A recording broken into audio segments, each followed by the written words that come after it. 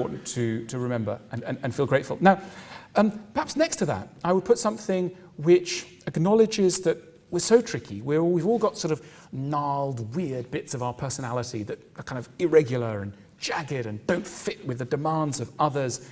And yet love is an attempt to harmonize the jagged, to regularize the irregular. And that's why I put a beautiful Richard Long, which is a perfect circle made out of very irregular elements, which nevertheless holds together difference and unity in a way that seems a metaphor for how a relationship might ideally go.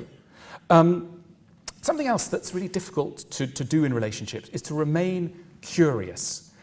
People will sometimes, our partners will sometimes tell us things, and we'll go, yeah, I've heard that before, I know. We won't push the questioning, and we'll actually tell them how they're feeling.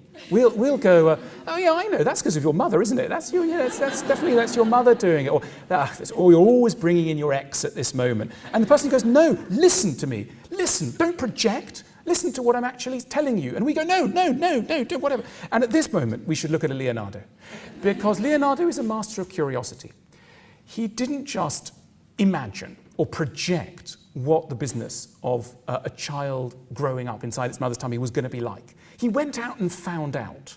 Nowadays, you can find out on Wikipedia very easily. So the drawings that Leonardo did of fetuses is not going to tell us anything that were factually new, but it stands, and Leonardo's work stands as an emblem, the quintessential emblem of curiosity, of what it takes for somebody to just go and find stuff out rather than imagine it, as we almost all of us do otherwise. So he's a hero in this story, and that's part of the story of love, the failure of curiosity and the desperate need to remain curious about those who've done us the favor of being with us.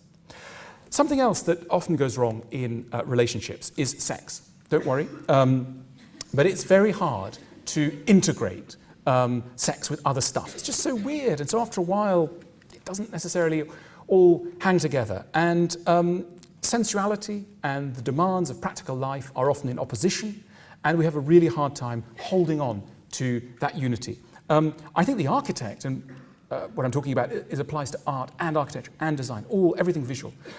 I think the person to go to is Oscar Niemeyer, great late Brazilian architect, and there's a wonderful quote from him. I almost couldn't believe it the first time I came across it, but it's true, I didn't make it up. You can Google it if you want to. He was once asked, what do you want your architecture to do? And he said, I want my architecture to evoke the beautiful natural landscape of Brazil, and in particular, its large-breasted women. Extraordinary. But in some ways, he succeeded in his mission. This is a house that he did for himself. And I think many of the tensions between mind and body, between reason and emotion, between sensuality and practicality, are, I think, at least we're invited to be harmonizing them through this beautiful villa. So art that somehow acknowledges how difficult it is to hold on to the different parts of us and foregrounds those things which we're perhaps very attached to, but having a hard time holding onto. Something else, asparagus. They're everywhere. We never really think of them. We don't really look at them twice. We've grown used to them. Maybe the first time we ate one, it was pretty special, but now, I don't know, whatever. They're always around. Manet didn't think so. So this is by Manet, and he looked at asparagus and painted a beautiful bunch and found something extraordinary, made something iconic, looked at them as though he had never seen them before. And what Manet did to asparagus, we need to do with our partner. Look at them as if we'd never seen them before, to rediscover their virtues and values. A lot of us behave quite shamefully in relationships and end up in situations that seem bizarre. And we think no one can be going through what we've gone through. No one would spend an hour arguing about, whether there are fingerprints on the window or who was supposed to, whether there was a slight slight in the word that you said nice at the party, you mean nice, etc. And we end up in these bizarre arguments that just go on and on. It's 11:30 and we're having a life and death struggle over the pronunciation of the word nice. And what do? Well, again, not much public discussion about this. Generally, people are fine until they're not and they get divorced. But until they get divorced, they're fine.